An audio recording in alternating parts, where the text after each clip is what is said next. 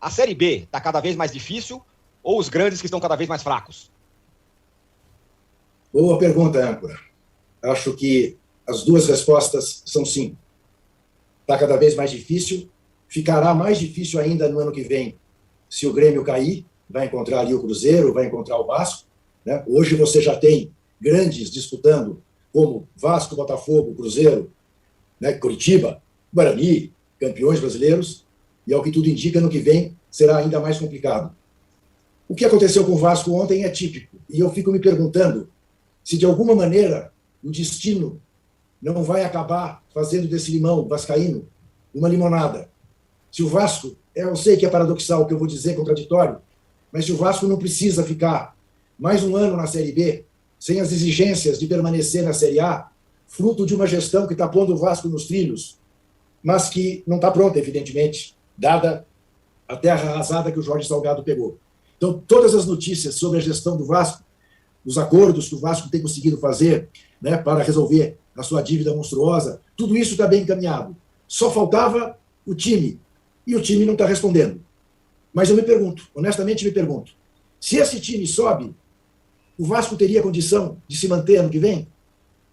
Ao passo que, com esse caminho da gestão, não será menos difícil subir no ano que vem e subir de uma forma autossustentável? Não estou querendo dourar a pílula, não estou querendo fazer jogo do contente, não estou querendo consolar o torcedor vascaíno, mas vejo assim, vejo que, diferentemente do Cruzeiro, o Vasco trilha um caminho correto. Tá aí, torcida vascaína, a opinião do Juca Kfouri ontem na live, lá no All Sports, dizendo aí que o Vasco está nos trilhos certo, está no caminho certo. Por que eu fiz questão de trazer essa opinião aqui do Juca Kfouri? Porque eu tenho certeza absoluta que tem alguns vascaínos que pensam dessa forma. Tudo bem, a gente não subiu esse ano, mas a gente está arrumando a casa, está arrumando a questão financeira aí, essa gestão está fazendo um trabalho bacana. Se a gente sobe esse ano, com esse time o Vasco não ia conseguir se manter, e aí mais um rebaixamento. Então é melhor continuar com esse trabalho aí de austeridade, diminuindo as dívidas e tentar subir ano que vem. Tenho certeza que tem muita gente que pensa assim, mas é esse tipo de pensamento que não constrói um Vasco gigante. É um absurdo esse tipo de pensamento. Tomara que tenha poucos vascaínos que pensam assim, porque o lugar do Vasco é na Série A. E aí, torcida vascaína, eu vou trazer outra opinião aqui na mesma live, que é do Mauro César. Uma informação bem legal que constrói esse trabalho de merda e que a gente não pode aceitar de maneira alguma esse tipo de gestão dentro do Vasco, que constrói um Vasco, principalmente o seu futebol, não a sua história, o que já conquistou, mas o futebol do Vasco hoje é pequeno. Hoje o futebol do Vasco é medíocre porque é administrado, planejado por pessoas que não têm capacidade alguma de estar no Vasco. Se liga só no que eu vou trazer aqui para vocês. Eu tenho certeza que todo mundo sabe que o Vasco é a maior folha da Série B. O que eu não sabia, e o Mauro César traz essa informação nessa live de ontem, que o Vasco é a 10ª folha do futebol brasileiro. Série A, Série B. O Vasco é a 10ª folha. O Vasco tem folhas salariais, né, dos seus jogadores, maior até que times da Série A, times que vêm fazendo campanhas melhores que o do Vasco, que é a própria Portuguesa, RB Bragantino. O Mauro César vai falar isso aqui, se liga só. No caso do Vasco, assim, eu até publiquei isso ontem, o Matheus Mandi, jornalista, ele faz os levantamentos lá dos custos dos clubes, né, em salário, né, na carteira, que é o que você tem condições de verificar. O Vasco tem hoje, gente, a maior folha salarial da Série B em CLT. Então, não contando direito de imagem, é o elenco mais caro. Mensalmente é o clube que mais paga em carteira aos seus funcionários, aos seus jogadores, melhor dizendo, especificamente elenco. E em relação à Série A, ele fica atrás dos 4 de São Paulo, os 2 do Rio, os 2 de Minas e do Atlético. Seria a 10ª folha. É um time caro, aliás, com a participação lá do Alexandre Pássaro, que era do São Paulo, né? Que é o dirigente. Não dá para ficar na segunda divisão, fazer esse investimento na segunda divisão não subir. Isso é absurdo. Isso não tem sentido. É parecido com o que aconteceu com o Cruzeiro, que na temporada passada tinha um elenco mais caro, e mesmo seus pontos que perdeu por conta de não pagamento, né, de contratações anteriores, pontos que foram embora na FIFA, 6 pontos, né? O Cruzeiro não subiria também no ano passado. E agora pode parar até na 3ª divisão, o que é uma consequência do que aconteceu nos últimos anos, né? O Cruzeiro vai piorando, por isso o Juca vai cavando mais um buraco. Agora, vai ser bem complicado se o Vasco subir, parece que não vai subir, ainda tem chances matemáticas, tem que ganhar todo mundo. Ontem o CRB venceu, quer dizer, mais um time que está à frente do Vasco. A derrota para o CSA e agora para o Guarani foram 2 derrotas em confrontos diretos.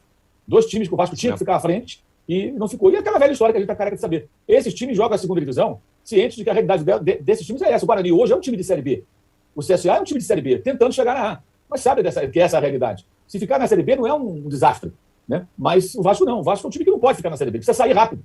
E agora, com essa derrota de ontem, a maneira que aconteceu, né, realmente vai ser bem difícil. Parece que teremos mais um período bem complicado para o Vasco, bem complicado. Talvez não, será provavelmente, quase com toda certeza, se não subir o único carioca na Série B. Ainda tem isso. Nem o Botafogo, para ser solidário com ele, vai ter mais. O Botafogo está metendo o pé, está indo embora para a Série A, não quer ficar lá embaixo.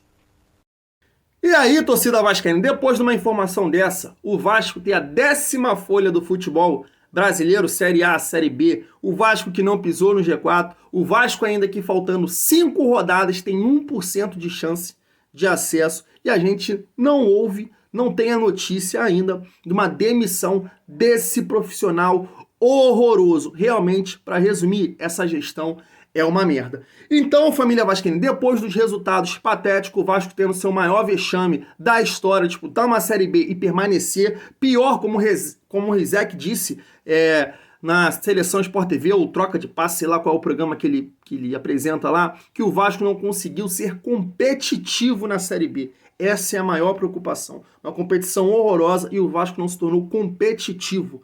Isso é difícil. E também depois de uma coletiva pavorosa, nojenta, surge aí todo esse burburinho, principalmente dos apoiadores dessa gestão de merda. Então escute isso aqui comigo, ó. Tá aqui, a Sempre Vasco fez uma nota oficial hoje, né, dia 6, e colocou assim, ó, da seguinte forma, vamos abrir aqui, aspas, para Sempre Vasco, a nota oficial no dia de hoje. Tá aqui, ó. Jorge Salgado comanda e Alexandre Pássaro é o coadjuvante do que está para se tornar o maior desastre da história do Vasco. Disputar uma Série B em sequência. Uma humilhação para nós, torcedores vascaínos, que tanto torcemos e apoiamos o time.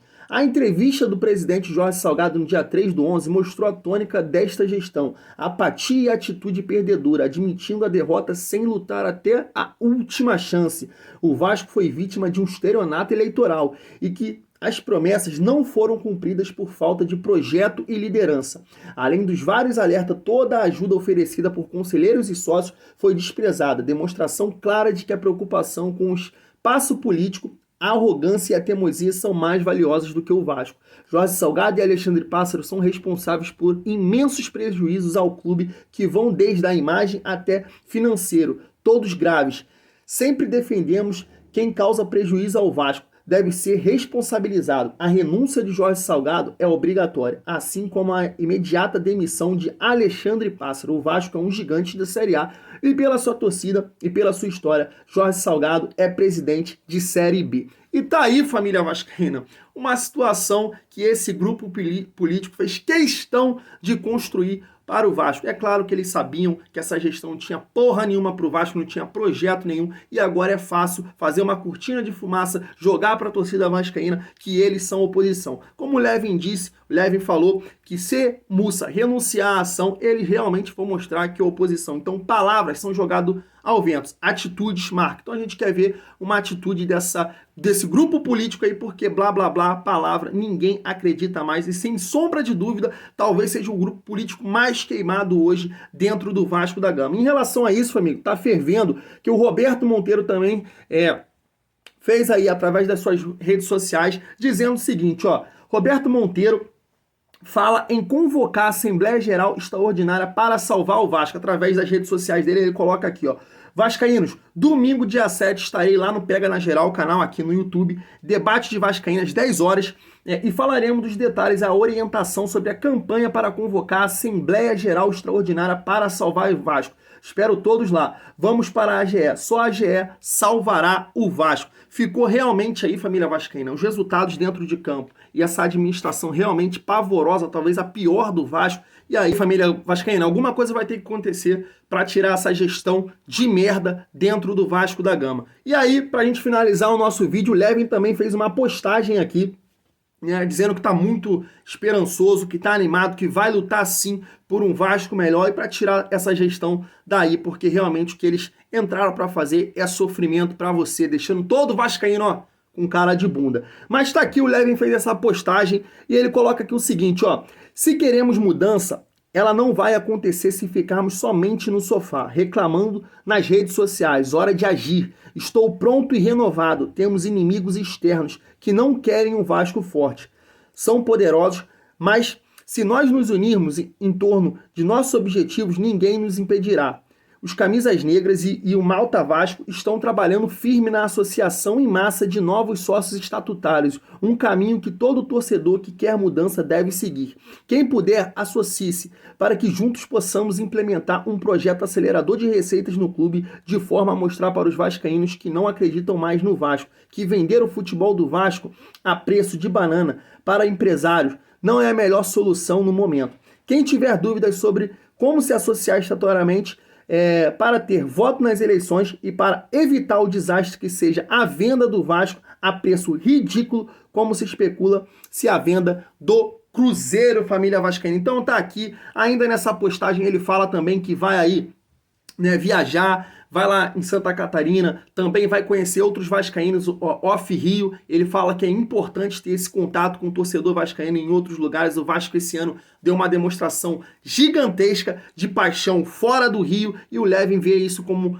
fundamental importância ter esse contato com esses torcedores. Então, família vascaína, tá aí. A gente espera ter boas notícias em relação a isso. Claro que tem 5 jogos ainda, mas a gestão de merda construiu essa situação. O Vasco não tem mais chance. Os resultados de ontem, por exemplo, CSA ganhando, os times estão fazendo a sua parte aí. Dificilmente o Vasco vai conseguir ganhar as 5 partidas. Então, realmente, a gente vai viver uma Série B ano que vem. Mas tomara que, se a gente viver essa Série B, não seja com essa gestão de merda. Família vascaína, vou ficando por aqui. Tamo junto e é muito bom ser Vasco.